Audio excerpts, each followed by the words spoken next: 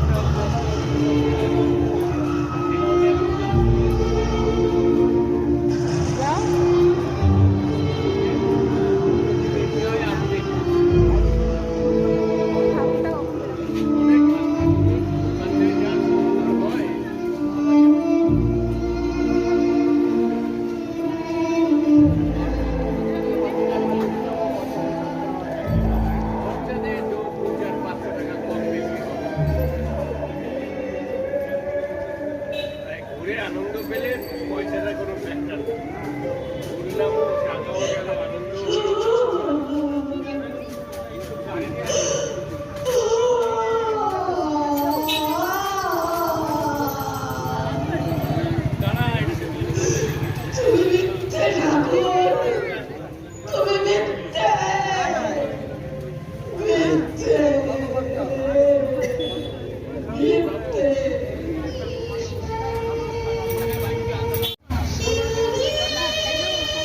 চমৎকার কিন্তু একটা সিন করেছে, তাই না?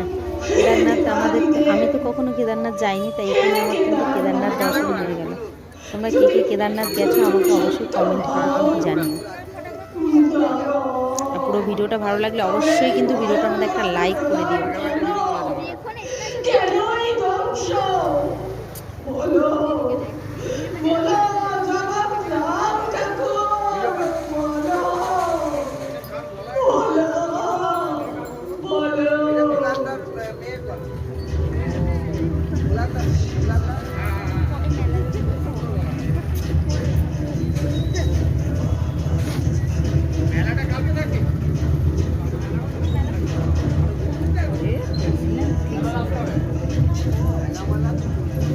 হ্যালো, এই ভ্রমণের জন্য দায়িত্ব তোমার। Hello, hello. এই দেবভূমি, এই তীর্থস্থান এর কাছে এখন তো শুধুই পর্যটন কেন্দ্র। তোদের সীমাহীন চাহিদা, লোভ, লালসা, ঔদ্ধত্য এর জন্য দায়ী। প্রকৃতির উপর তোদের সীমাহীন অত্যাচারী একদিন মহাপ্রলয় ডেকে আনবে। তোদের অজ্ঞানতার জন্যে এই পৃথিবী ধ্বংস হয়ে যাবে। যদি তোদের পৃথিবীকে বাঁচাতে চাস তাহলে তোরা দেবী সরস্বতীর আরাধনা কর।